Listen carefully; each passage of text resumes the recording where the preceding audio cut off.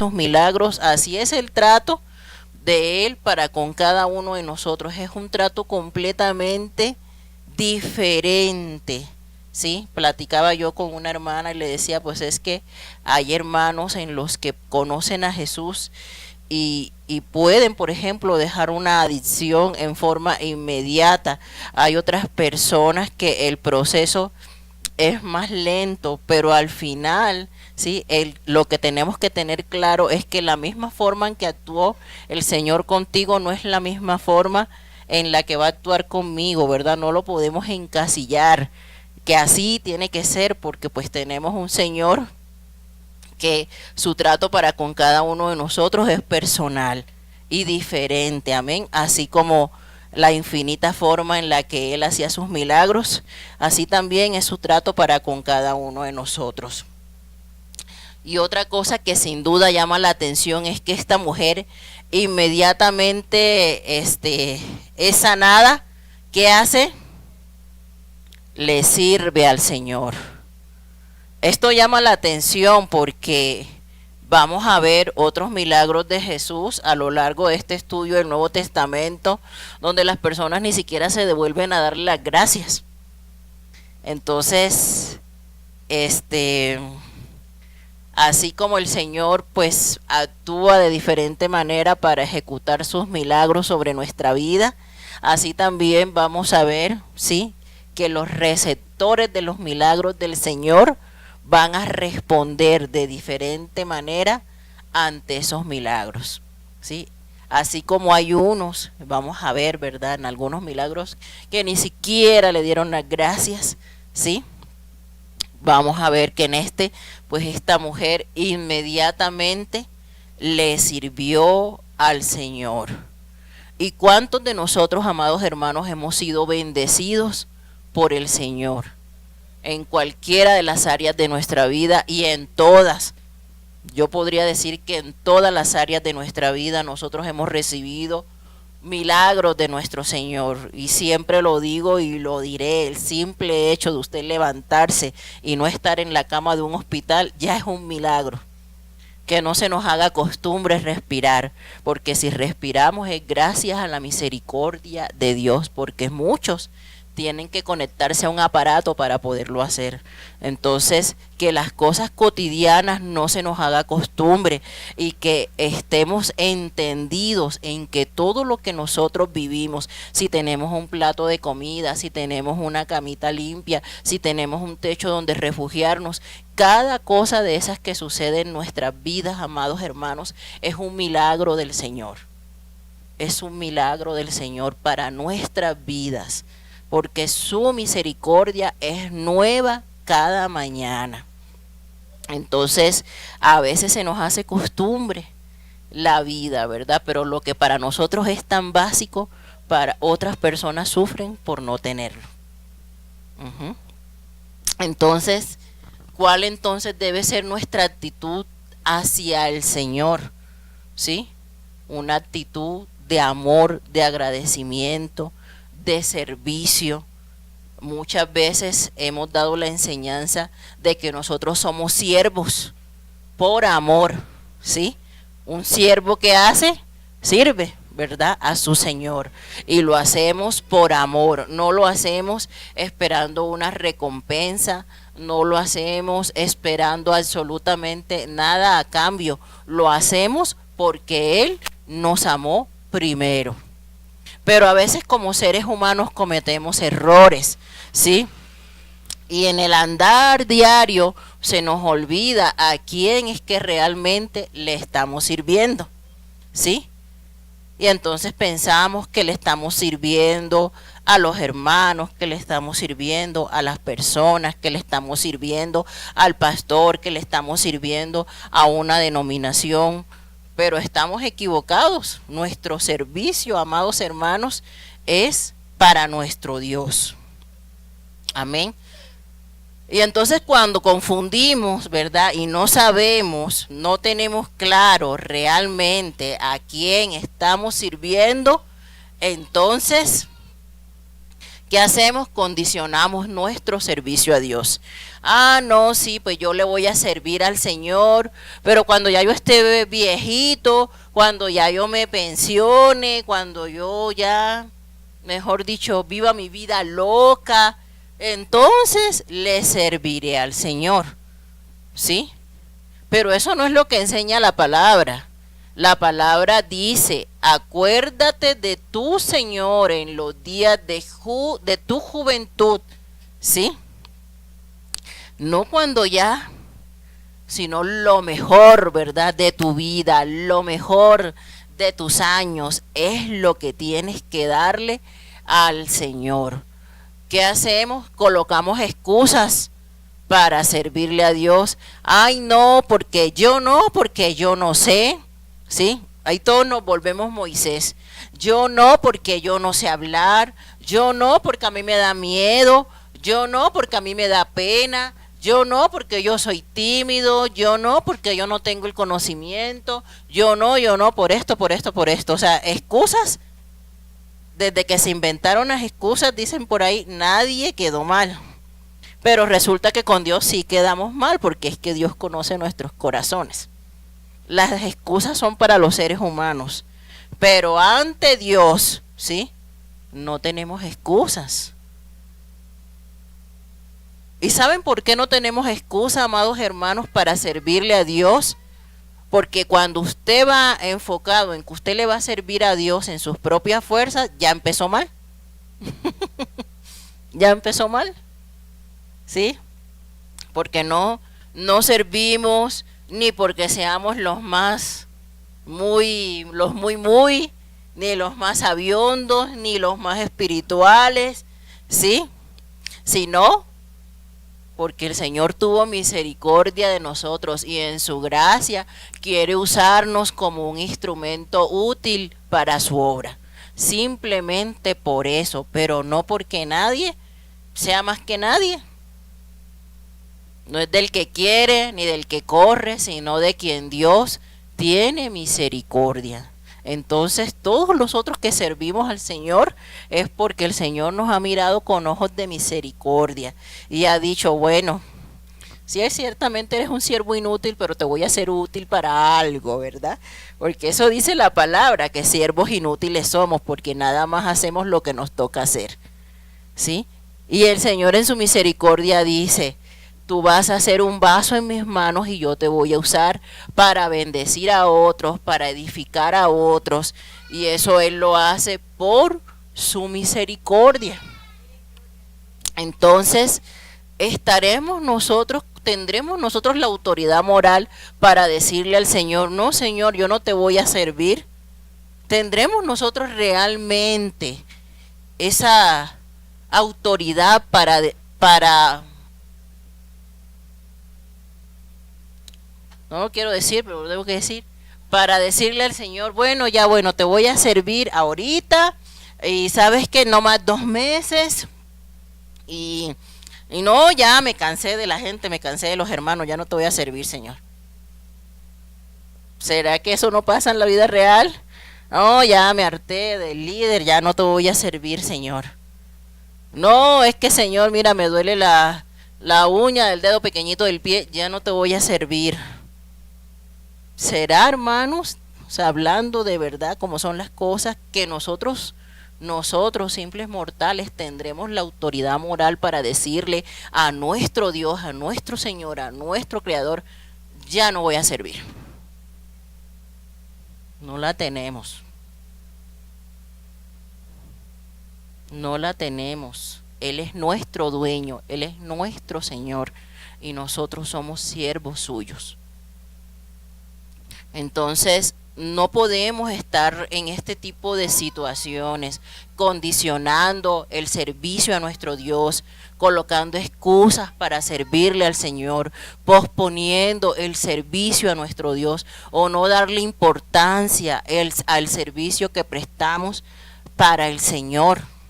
Y que al final, como dice la palabra, todo lo que nosotros hacemos en esta vida es un servicio a Dios. Cierto, si lo han leído, dice Colosenses que hagamos todo, no dice algunas cosas, Dice, hagamos todo como para el Señor y no para los hombres. Todo lo que nosotros hacemos es para la gloria de Dios. Entonces, si yo me levanto temprano a hacerle lunch a mis hijitos para que se vayan a la escuela, no es porque yo sea la super mega mamá, es porque todo lo que hacemos lo hacemos para la gloria de nuestro Dios. Amén. Si yo llego a mi casa y lavo los platos, lo hago para la gloria del Señor. Si yo llego a mi trabajo y atiendo a las personas con amabilidad, lo hago para la gloria del Señor. Si yo voy a la calle y en la calle saludo a los vecinos, lo hago para la gloria del Señor. No es nada más lo que hacemos aquí dentro de estas cuatro paredes. Todo lo que nosotros hacemos, amados hermanos, todo, porque dice la Biblia, todo lo que hagan, ¿sí? Háganlo como para el Señor. Inclusive dice más abajito en ese mismo capítulo de Colosenses, aunque ustedes tengan un amo terrenal, ¿sí? Recuerden que por encima de él está la autoridad que está en el cielo, ¿verdad? La de nuestro Padre, porque aún ese jefe que tú tienes, el cual tú haces las cosas porque ese jefe te está mandando, pues acuérdate que aunque el jefe sea tirano, amargado, lo que sea, no lo estás haciendo para él, lo estás haciendo para Dios, porque por encima de él está nuestro Señor. Y a él es a quien hemos de dar cuentas. Amén. Eso es lo que enseña la palabra. O sea, toda nuestra vida es un servicio. En conclusión, todo lo que nosotros hacemos en nuestro día a día, no solamente lo que hacemos aquí en la iglesia, todo lo que nosotros hacemos en nuestro día a día es un servicio para nuestro Señor. Amén. Eso nos tiene que quedar claro, amados hermanos, porque no podemos ser amables con la gente de la iglesia y hostiles en el trabajo, ¿no? Por ejemplo, o sea, eso no tiene congruencia, ¿no? Amables en la iglesia, pero maleducados en la escuela, eso no tiene congruencia, ¿no? Porque al final todo lo que hacemos es para la gloria de Dios. Amén. Vamos al otro milagro. El otro milagro es Jesús calma la tempestad. Está en Mateo capítulo 8, vamos a leer desde el versículo 23 hasta el 27.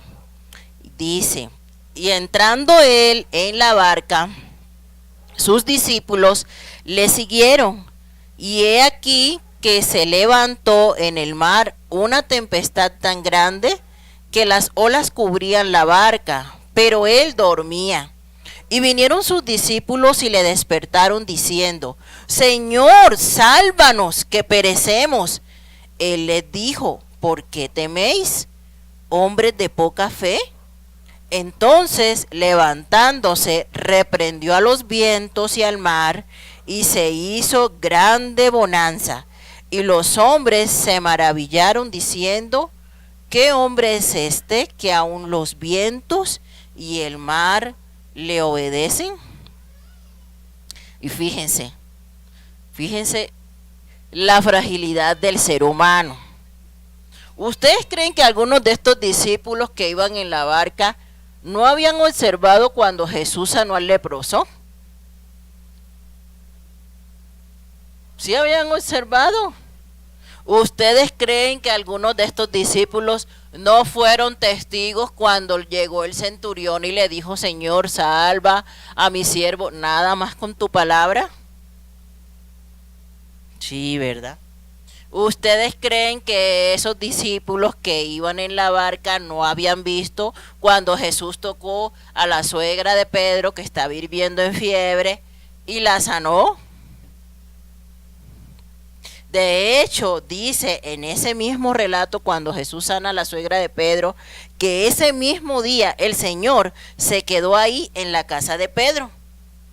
Y que en la noche, en el versículo 16, ahí mismo en el capítulo 8 dice, cuando llegó la noche, trajeron a él muchos endemoniados y con la palabra echó fuera los demonios y sanó a todos los enfermos, para que se cumpliese lo dicho por el profeta Isaías cuando dijo, él mismo tomó nuestras enfermedades y llevó nuestras dolencias.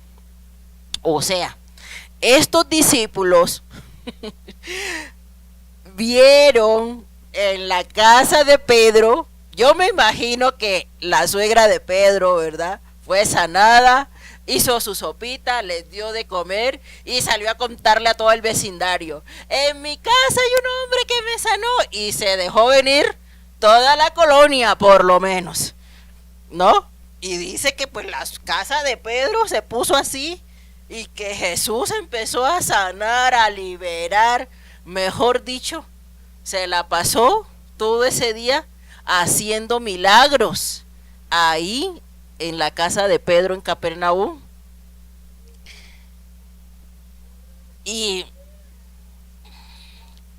más abajito dice, viéndose Jesús rodeado de mucha gente, mandó pasar al otro lado, ¿sí? Entonces, si vemos el mapita, el mapita donde está el mar de Galilea, hijo, ponlo porfas. Jesús estaba en Capernaum, ya lo ubicaron en el mapa.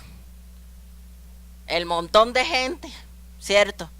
Y dice, no, pues vámonos, vamos a cruzar al otro lado, ¿no? Vamos a cruzar al otro lado. Entonces tenía que atravesar el mar. Se fueron en la barca, él y sus discípulos, pero fíjense que en este mar de Galilea, geográficamente, como está rodeado de muchos cerros, ¿sí? Ustedes saben que de por sí cuando llueve, el mar se enfurece. Eso sucede con una lluviecita normal. No sé, bueno, yo soy de costa y cuando, por ejemplo, son como cuando usted va así al mar, ¿no? Y anda en lancha o en yate o algo así, cuando son como tipo 5 de la tarde, ya usted tiene que estar buscando para regresarse, porque en la tarde, de por sí, naturalmente, aunque no llueva, el oleaje del mar es más fuerte y se siente como pega. Y cuando vas en una barquita, hasta el agua se mete, solamente por el simple horario, ¿sí? Entonces imagínense cuando llueve, el mar inclusive hasta se sale, ¿no? De su cauce. No sé si han visto cuando hay las noticias de que hay huracanes y todo eso, cómo se sale el mar y por lo menos todo lo que son las playas, ¿sí? Cómo el mar hasta derriba los negocios que están a la orilla de la playa, ¿sí? Por la fuerza de las olas. Entonces dicen que ellos iban cruzando en esa barquita y que hubo una gran tempestad. Imagínense ustedes el susto, una tempestad en la mitad del agua, en una barquita. Tremendo susto, de verdad. Porque bueno, yo que he visto nomás el oleaje normal, no me lo quiero imaginar con una tempestad. Eso debe ser tremendo.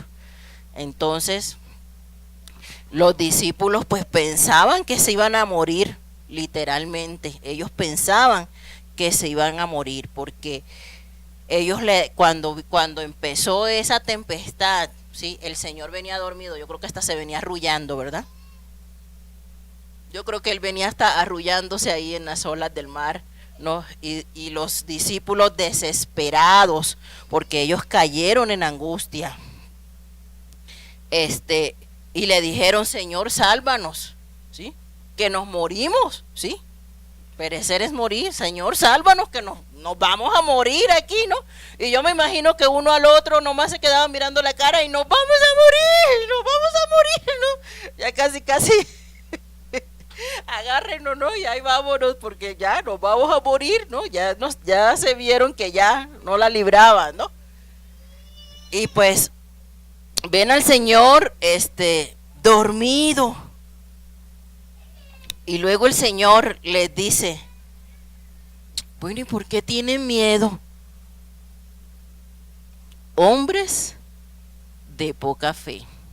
O sea que a estas alturas de la vida, que estos hombres han visto tantos milagros del Señor y todavía no sabían quién era el que iba en la barca, todavía no habían digerido ellos quién iba en la barca.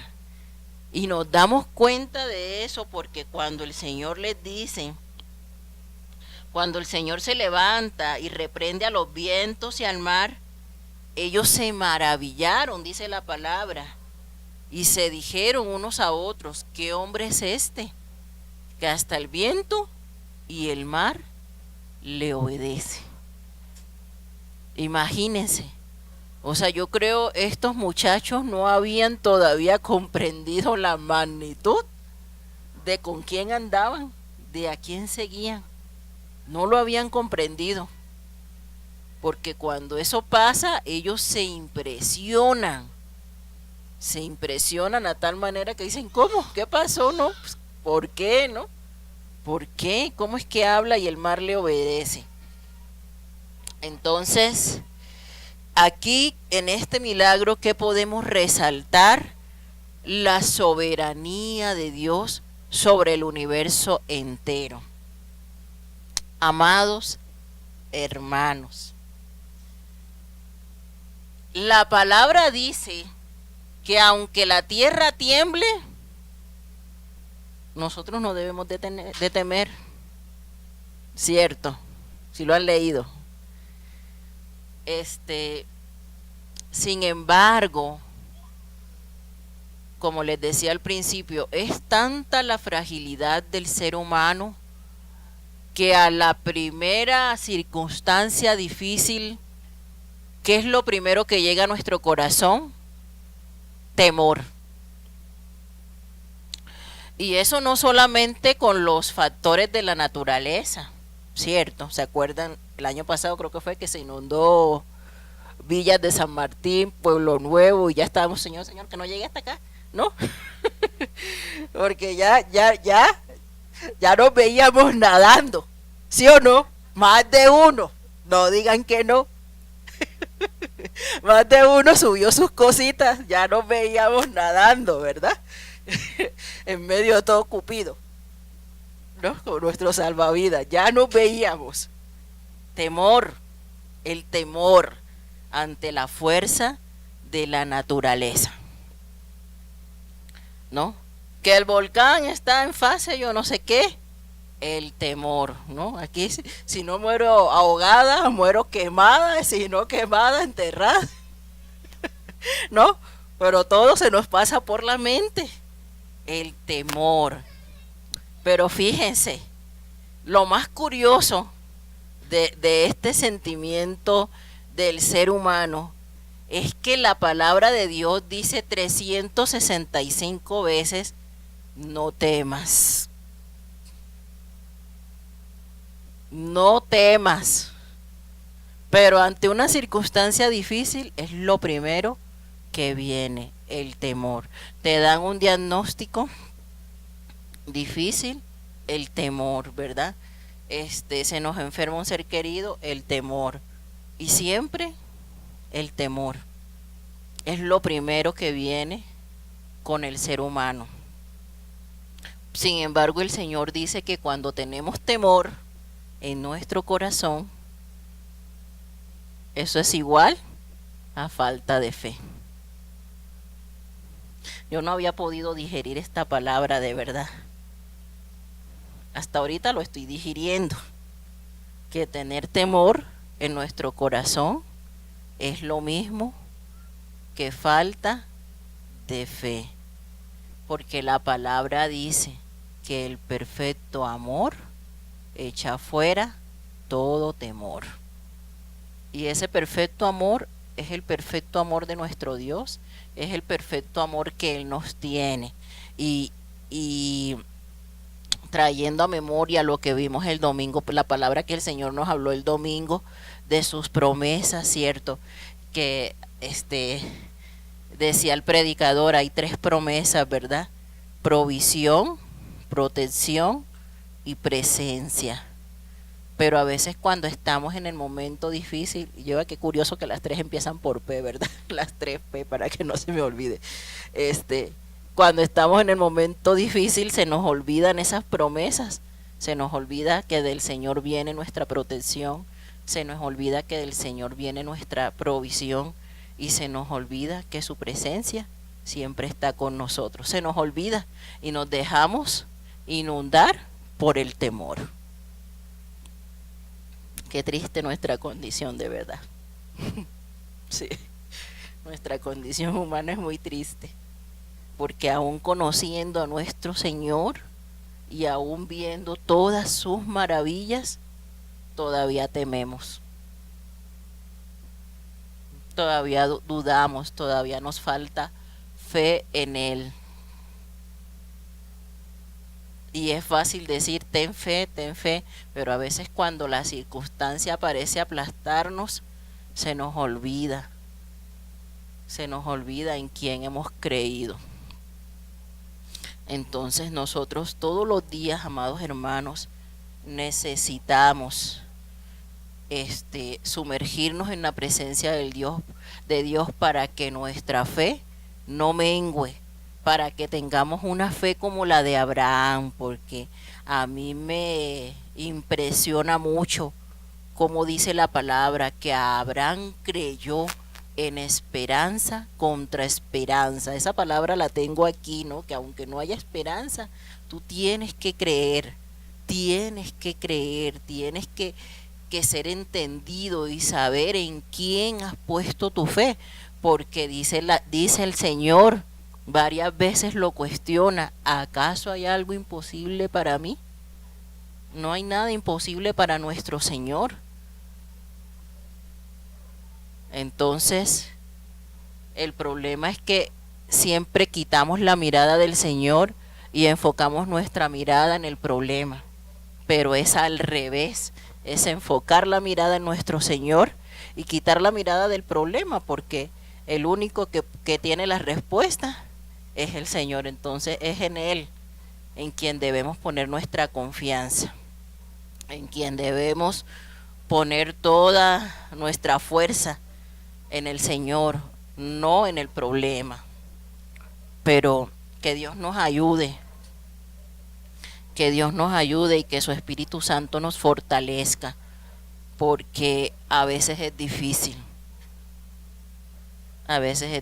Porque sí, pues cuando viene la circunstancia, sientes que el Señor no te escucha, ¿verdad? Yo sé que todos lo hemos vivido. Cuando no vemos esa respuesta inmediata del Señor, sentimos como que ya nos abandonó, ¿verdad? Cuando realmente Él nunca nos ha dejado. Amén, hermanos. Entonces estos muchachos, pues todavía, como dicen aquí en México, no les había caído el 20, ¿no? De con quién era que ellos andaban. Todavía no lo habían podido ellos digerir. Y así también andamos nosotros, que muchas veces no podemos digerir quién es nuestro Dios, pero es necesario que cada día le busquemos, es necesario que cada día nos llenemos de su presencia, y que cuando usted escuche de la palabra, esa letra no se quede nada más en su mente como letra muerta, sino que esa letra que usted recibió, ¿sí? Dice la Biblia que la letra mata. O sea, no tenga solamente el conocimiento aquí, bájelo acá, ¿sí? ¿Para qué? Para que cuando usted esté en el momento difícil, usted recuerde quién es Dios. Recuerdo cuando veíamos las clases de los nombres de Dios, de cómo cada nombre de Dios nos habla sobre sus atributos. Y recuerdo que yo les decía, cuando usted esté enfermo, recuerde que Jehová Rafa es nuestro sanador. Cuando usted tenga una necesidad, acuérdese que el Señor es Jehová Jireh, su proveedor. Acuérdese cuando usted necesite algo, ¿verdad? Cualquier cosa que sea, que Él es el Shaddai, el Dios todo suficiente, ¿sí? Y así, cada nombre del Señor nos habla de quién es Él, pero no nada más para que lo sepamos, es para que lo vivamos. Amén. Para eso nos sirve el conocimiento de las escrituras, para que cuando vengan esas situaciones nosotros tengamos en cuenta en quién hemos creído y no de que rápidamente se nos olvide y empezamos a chillar como los que iban en la barca pensando que ya se iban a morir, porque cuando eso sucede entonces hemos sido oidores olvidadizos, dice Santiago, ¿sí? Cuando nos olvidamos de las promesas de Dios, cuando nos olvidamos de quién es Dios, entonces solamente hemos sido oidores olvidadizos, ¿sí?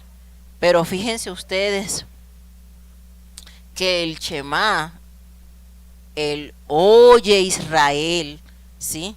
En ese hebreo implica no solamente escuchar, implica obedecer, ¿sí? Cuando la palabra dice, oye Israel, ¿sí? El Señor tu Dios, uno es, ese oye Israel, es no solamente escuches, vive, obedece, ¿sí? Y eso es lo que a nosotros nos hace falta, ¿sí? No solamente escuchar, sino obedecer, ¿sí? Porque ¿por qué viene la fe? Por el oír. ¿El oír qué? Su palabra. Amén. Entonces, necesitamos ejercer ese Shema en nuestras vidas. Escuchar, pero obedecer. Amén. Y si la palabra dice no temas, entonces no temamos. Sé valiente. Entonces necesitamos ser valientes, no ser cobardes. ¿Cierto?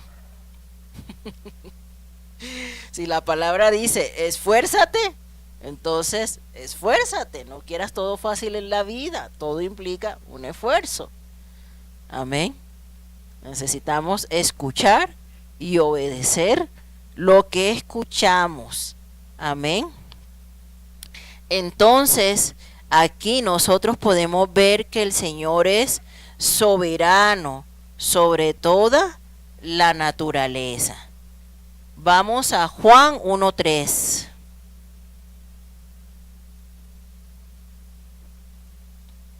Dice, todas las cosas por Él fueron hechas, y sin Él nada de lo que ha sido hecho fue hecho. ¿Sí? Toda la naturaleza se sujeta a nuestro Dios.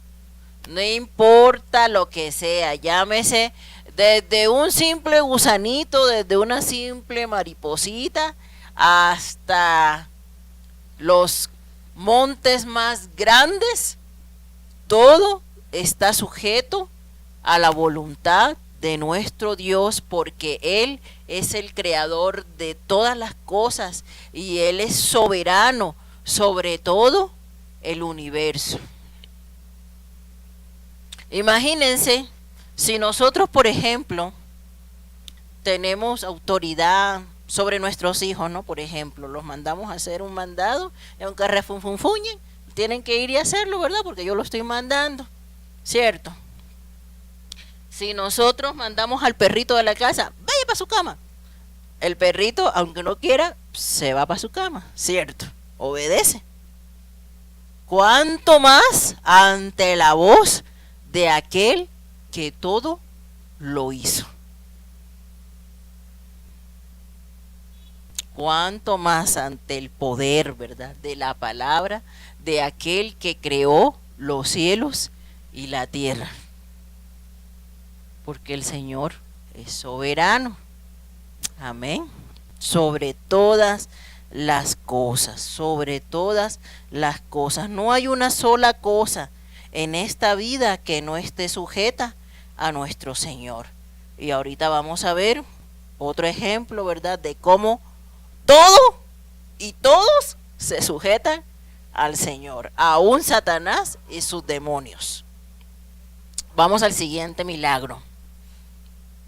Mateo capítulo 8, versículo 28. Dice la palabra: cuando llegó a la otra orilla, bueno, ya pasaron el susto de la tempestad, de la barca, que pensaban que se estaban muriendo, ¿sí? Llegan por fin a la otra orilla, a la tierra de los Gadarenos. Vinieron a su encuentro 2 endemoniados que salían de los sepulcros, feroces en gran manera, tanto que nadie podía pasar por aquel camino. Imagínense, salieron los Gadarenos. Me da risa porque me pongo a pensar en los discípulos. Y ahora, yo creo que dijeron, no salimos de una. No salimos de una y entramos en otra. Ahorita casi nos ahogamos y ahorita vienen los endemoniados a apedrearnos, ¿no? Porque dice la palabra que estos endemoniados eran feroces, eran violentos. Imagínense ustedes a un endemoniado, a un completo endemoniado que tenía legiones de demonios. Imagínense, o sea, imagínense lo violento que eran estos hombres. Y los otros todavía, yo creo, no habían terminado ni siquiera de pasar bien el susto de la barca. Y ahorita ya llegan a la orilla y ya los están esperando los endemoniados feroces. Pobres hombres, de veras. Y entonces dice la palabra, dice: pero resulta que estos hombres endemoniados que dice la palabra que no dejaban pasar a nadie por ahí, que nadie pasaba por ahí del miedo que les tenían. Vamos a ver que los asustados fueron ellos. Dice: y clamaron diciendo: ¿qué tienes con nosotros, Jesús, Hijo de Dios? Y yo creo que cuando los endemoniados le dijeron así a Jesús, los discípulos se quedaron así, bomba. ¿Qué dijeron? El endemoniado que acaba de decir. No, es que imagínense la escena. Imagínense la escena. O sea, llegan y el endemoniado que todo el mundo conocía, que no dejaba pasar a nadie por ahí, dice: ¿qué tienes con nosotros, Jesús, Hijo de Dios? Dice: ¿has venido acá para atormentarnos antes de tiempo? ¿Por qué dijeron esto? A ver, porque esto ya yo se los expliqué una vez. ¿Por qué dijeron ellos atormentarnos antes de tiempo? A ver. Porque va a llegar un momento, ¿verdad?, en el que ellos van a ser lanzados al lago de fuego y azufre por la eternidad, ¿sí? Entonces, y ellos dijeron, ¿cómo? O sea, ya se nos adelantó el castigo, ¿no? O sea, ya vienes a atormentarnos, Señor, Hijo de Dios, antes de tiempo. Y dice: estaban paciendo lejos de ellos un hato de muchos cerdos. Y los demonios le rogaron diciendo: si nos echas fuera, permítenos ir a aquel hato de cerdos. Él les dijo: id. Y ellos salieron y se fueron a aquel hato de cerdos. Y he aquí, todo el hato de cerdos se precipitó en el mar por un despeñadero y perecieron en las aguas. Y los que apacentaban huyeron y vinieron a la ciudad y contaron todas las cosas y lo que había pasado con los endemoniados. Y toda la ciudad salió al encuentro de Jesús, y cuando le vieron, le rogaron que se fuera de sus contornos. Fíjense, aquí hay varias cosas que llaman la atención.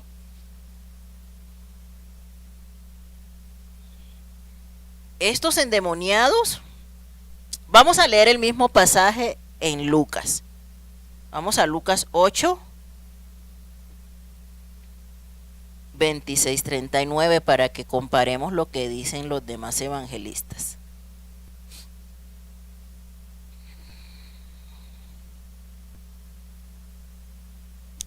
Ay, no, de veras que me puse a pensar en los discípulos y dije, no habían salido bien de una y ahí van a otra, ¿no?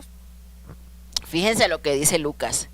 Dice, y arribaron a la tierra de los Gadarenos, que está en la ribera opuesta a Galilea, así como lo ven en el mapa, ¿no?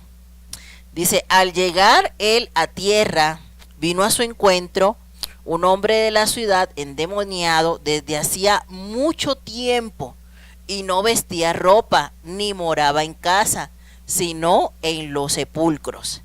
Este, al ver a Jesús, lanzó un gran grito y postrándose a sus pies, exclamó a gran voz, ¿qué tienes conmigo, Jesús, Hijo del Dios Altísimo?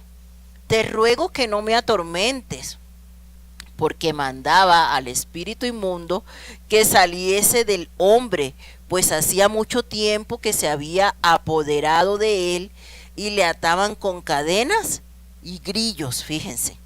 Pero rompiendo las cadenas era impelido por el demonio a los desiertos. Y le preguntó Jesús diciendo, ¿cómo te llamas? Y él le dijo, Legión, porque muchos demonios habían entrado en él. Y le rogaba que no lo mandase ir al abismo. Había allí un hato de muchos cerdos que pasían en el monte, y le rogaron que los dejase entrar en ellos, y les dio permiso. Y los demonios, salidos del hombre, entraron en los cerdos, y el hato se precipitó por un despeñadero al lago y se ahogó.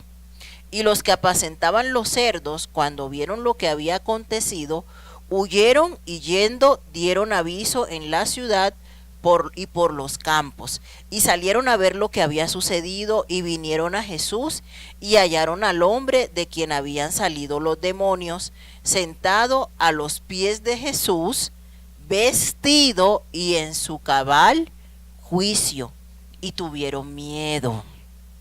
Y los que lo habían visto le excontaron cómo había sido salvado el endemoniado. Entonces toda la multitud de la región alrededor de los Gadarenos le rogó que se marchase de ellos, pues tenían gran temor. Y Jesús, entrando en la barca, se volvió. Y el hombre de quien habían salido los demonios le rogaba que le dejase estar con él, pero Jesús le despidió diciendo, vuélvete a tu casa y cuenta cuán grandes cosas ha hecho Dios contigo. Y él se fue publicando por toda la ciudad cuán grandes cosas había hecho Jesús con él. Lucas nos da más detalles, ¿verdad? Ahora vamos a ver qué nos dice Marcos. Esperemos que nos diga algo nuevo. Marcos 5. ¿Qué nos dice Lucas? ¿Qué nos dice Lucas? Que el endemoniado tenía legiones, ¿cierto? Que estaba amarrado ya de lo agresivo que era, lo tenían que amarrar. ¿Qué más dice? Que el hombre, después de que fue liberado por Jesús, la gente lo veía vestido y a los pies de nuestro Señor Jesucristo. ¿Qué más dice la palabra? Que las personas corrieron al Señor de ahí de Gadara. ¿Por qué corrieron a Jesús? Por temor. Fue el temor, ¿sí? El motivo por el cual lo corrieron. Miren, vamos a ver qué nos dice Marcos. Dice, vinieron al otro lado del mar, a la región de los Gadarenos, y cuando salió él de la barca, enseguida vino a su encuentro de los sepulcros un hombre con un espíritu inmundo, que tenía su morada en los sepulcros, y nadie podía atarle, ni aun con cadenas, porque muchas veces había sido atado con grillos y cadenas, mas las cadenas habían sido hechas pedazos por él, y desmenuzados los grillos, y nadie le podía dominar. Y siempre de día y de noche andaba dando voces en los montes y en los sepulcros e hiriéndose con piedras. Cuando vio pues a Jesús de lejos, corrió y se arrodilló ante él. Y clamando a gran voz dijo, ¿qué tienes conmigo, Jesús, Hijo del Dios Altísimo? Te conjuro por Dios que no me atormentes. Porque le decía, sal de este hombre, espíritu inmundo. Y le preguntó, ¿cómo te llamas? Y respondió diciendo, Legión me llamo, porque somos muchos. Y le rogaba mucho que no le enviase fuera de aquella región. Estaba allí cerca del monte un gran hato de cerdos paciendo, y le rogaron todos los demonios, diciendo, envíanos a los cerdos para que entremos en ellos. Y luego Jesús les dio permiso, y saliendo aquellos espíritus inmundos, entraron en los cerdos, los cuales eran como 2000, fíjense. Y el hato se precipitó en el mar por un despeñadero, y en el mar se ahogaron. Y los que apacentaban los cerdos huyeron y salieron y dieron aviso en la ciudad y en los campos, y salieron a ver qué era aquello que había sucedido. Vienen a Jesús y ven al que había sido atormentado del demonio y que había tenido la legión, sentado, vestido y en su juicio cabal, y tuvieron miedo. Y les contaron lo que lo habían visto, cómo le había acontecido al que había tenido el demonio, y lo de los cerdos. Y comenzaron a rogarle que se fuera de sus contornos. Al entrar en la barca, el que había estado endemoniado le rogaba que le dejase estar con él, mas Jesús no se lo permitió, sino que le dijo, vete a tu casa, a los tuyos, y cuéntales cuán grandes cosas el Señor ha hecho contigo y cómo ha tenido misericordia de ti. Y se fue y comenzó a publicar en Decápolis cuán grandes cosas había hecho Jesús con él, y todos se maravillaban. Fíjense que, si ustedes recuerdan, cuando vimos la primera clase, yo les hablaba de que en Palestina, en estos tiempos de Jesús, había 6 provincias, que era como decir los estados, ¿cierto? Y en cada provincia habían ciudades o aldeas, como ustedes le quieran llamar. Esta región de Gadara quedaba en la provincia de Decápolis, se llamaba Decápolis, que significa 10 ciudades, ¿sí? Pero estas personas de Decápolis no eran judíos, ¿sí? Decápolis como tal no era habitada por judíos. Entonces, por eso es la explicación de que en Gadara había cerdos, porque de por sí los judíos no crían cerdos. Para ellos el cerdo es un animal inmundo según la ley de Moisés. Entonces un judío no va a tener un hato de cerdos, ¿sí? Esto sucedió porque en esta región de Gadara no hacía parte de la comunidad judía, ¿sí?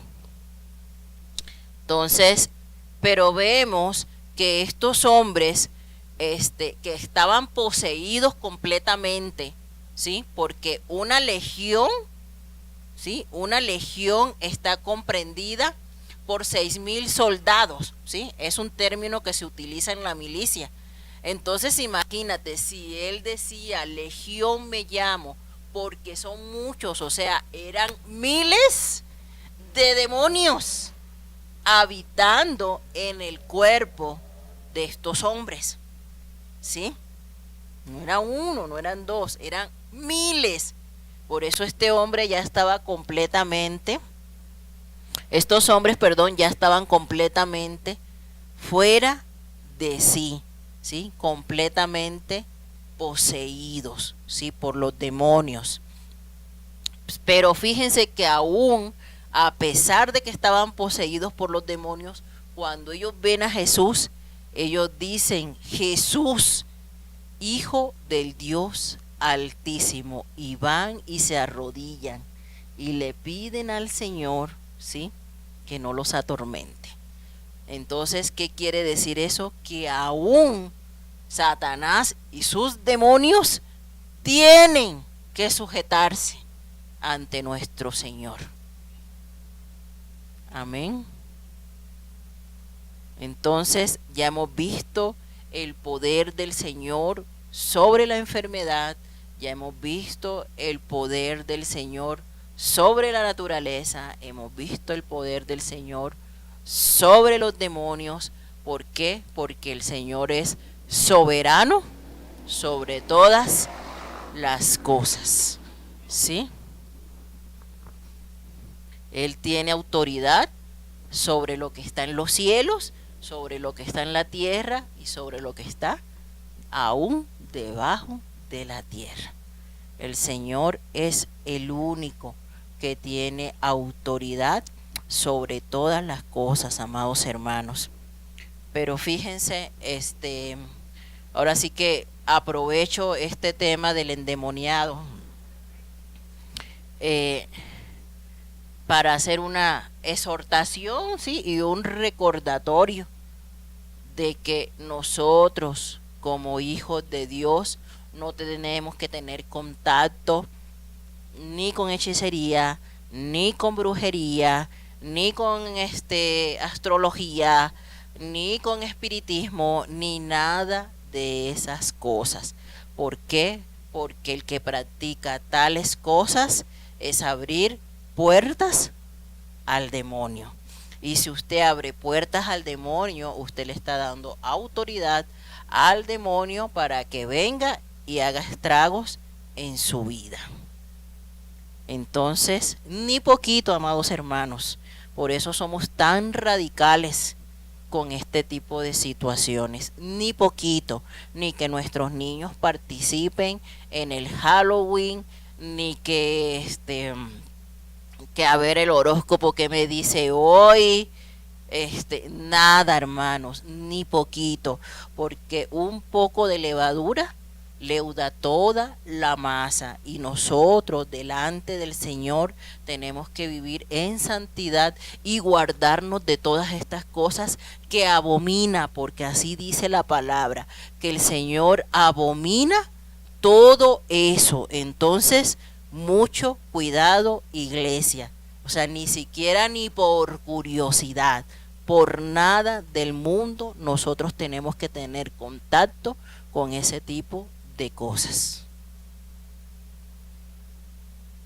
Porque a veces llama la atención que hermanos que ya vienen a la iglesia y de repente salen con que se sobaron el huevo, que se dieron los ramazos y ya vienen a la iglesia.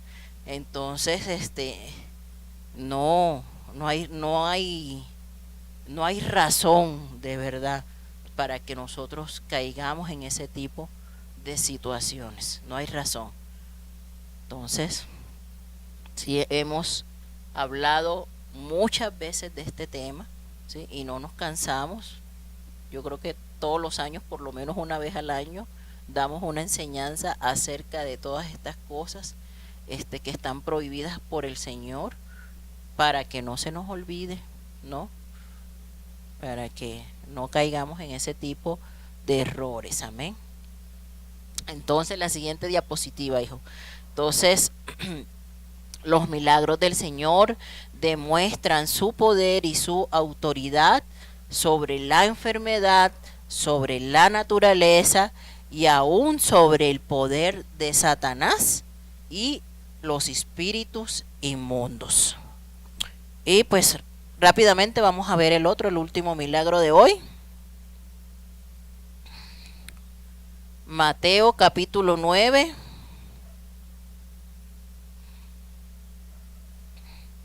Esta historia está muy bonita también. Dice la palabra: entonces, entrando Jesús en la barca, pasó al otro lado y vino a su ciudad. Si dice que vino a su ciudad, entonces ¿a dónde vino, hermanos? No, ¿a dónde dijimos que está viviendo ahorita, que es el periodo de popularidad de Jesús? El Señor está viviendo en Capernaum, ¿verdad? De hecho, si nos vamos a los evangelios sinópticos, en Marcos capítulo 2, nos va a decir que Jesús vino a Capernaum, ¿sí? Sabemos que ahorita en este periodo de la vida de Jesús que estamos estudiando, su ciudad donde él está viviendo es Capernaum, ¿sí? Entonces, cuando dice Mateo que Jesús vino a su ciudad, nosotros podemos corroborar con el evangelio sinóptico en Marcos que esa ciudad era Capernaum, ¿sí? O sea, otra vez se regresó a Capernaum y sucedió, bueno, ahí en Capernaum pues ya la gente lo conocía, ¿verdad? Ya la suegra de Pedro y todos los endemoniados y enfermos ya habían dicho por todo Capernaum que Jesús sanaba, que Jesús liberaba,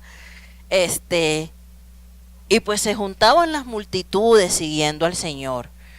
Y dice el versículo 2, sucedió que le trajeron un paralítico tendido sobre una cama.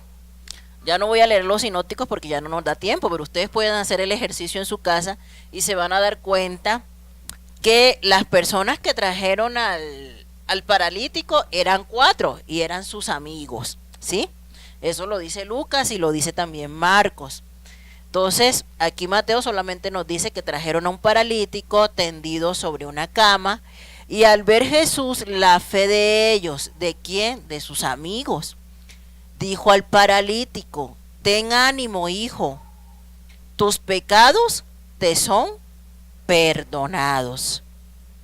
Entonces, algunos de los escribas decían dentro de sí, este blasfema. Y conociendo Jesús los pensamientos de ellos, dijo, ¿por qué pensáis mal en vuestros corazones? ¿Por qué? ¿Qué es más fácil decir, los pecados te son perdonados? ¿O decir, levántate y anda? Pues para que sepáis que el Hijo del Hombre, presten atención a estas palabras de Jesús, para que sepáis que el Hijo del Hombre tiene potestad en la tierra para perdonar pecados, dice entonces al paralítico, levántate, toma tu cama y vete a tu casa. Entonces él se levantó y se fue a su casa. Y la gente al verlo se maravilló y glorificó a Dios, que había dado tal potestad a los hombres. Fíjense, amados hermanos, aquí empieza el problema. Los escribas se dieron cuenta y acusaron al Señor ¿de qué? De blasfemia. Y Jesús, alimentando la hoguera, ¿verdad? Viene y les dice, ¿verdad? Que el Hijo del Hombre tiene potestad para perdonar pecados. Aquí ya podemos ver que los milagros de Jesús empiezan a ser vistos por sus enemigos. Aquí ya nos salimos del público normal. Y hay unos escribas aquí y estos hombres acusan a Jesús de blasfemia, o sea, de un irrespeto hacia Dios. Porque para los judíos, ¿sí? Que una persona dijera que tiene potestad para perdonar pecados, eso era un irrespeto grave a Dios, ¿sí? Sin embargo, también otro aspecto que llama la atención aquí es que Jesús le da prioridad a la salvación del hombre antes que a la sanidad del hombre. ¿Estará Jesús equivocado? ¿O será que Jesús aquí se le acabó la compasión y dijo, no, pues no, tú lo que necesitas es ser salvo, no sano? ¿Será que eso es lo que está pasando aquí? No. Aquí el Señor lo que nos quiere enseñar, amados hermanos, es que por encima de cualquier milagro que usted necesite, el mejor y mayor milagro para el ser humano siempre será la salvación de su alma. De hecho, debería ser la mayor petición entre nosotros. No es lo común, porque generalmente cuando recibimos las peticiones de oración, que sane a fulano que tuvo un accidente, que ayude a fulanito que está en un juicio, que ayude a sutanito que no tiene trabajo, que muchas peticiones, pero casi no escuchamos peticiones de salvación. Pero para Dios, antes que cualquier otro milagro, lo más importante es la salvación de su alma. Y no porque el Señor sea apático o indiferente al dolor humano, porque ciertamente el Señor lo sanó, ¿cierto? El Señor lo sanó, Él le dijo, levántate, toma tu lecho y vete a tu casa. O sea, sí lo sanó, pero antes de sanarlo, le perdonó sus pecados. Porque para nosotros el milagro más grande, amados hermanos, es la salvación. Amén. Entonces, esa siempre debería ser nuestra prioridad, ¿verdad? Antes de a lo mejor orar por otras cosas, orar por la salvación de esas personas que amamos y actuar como estos amigos de este paralítico, ¿sí? Amigos del paralítico que lo acercaron a Jesús, amigos del paralítico que lo llevaron casi cargado, ¿verdad?, a los pies de Cristo. Qué bueno que todos tuviéramos amigos así. Qué bueno que todos tuviéramos amigos que se comporten de esa manera, ¿verdad?, que nos traigan a los pies de Cristo. Yo doy gracias a Dios porque a mí una amiga de la universidad fue la que me compartió y por ella, ¿verdad?, fue el instrumento que Dios usó para que yo conociera el Evangelio. Era mi compañera de cuarto cuando íbamos en la universidad. Por una amiga, así como los amigos de este paralítico, fue que yo conocí al Señor y siempre daré gracias a Dios, ¿verdad?, por haber usado su vida en el momento oportuno. Pero todos necesitamos este tipo de amigos que nos acerquen al Señor. Amén. Que tengan la fe que a nosotros nos falta.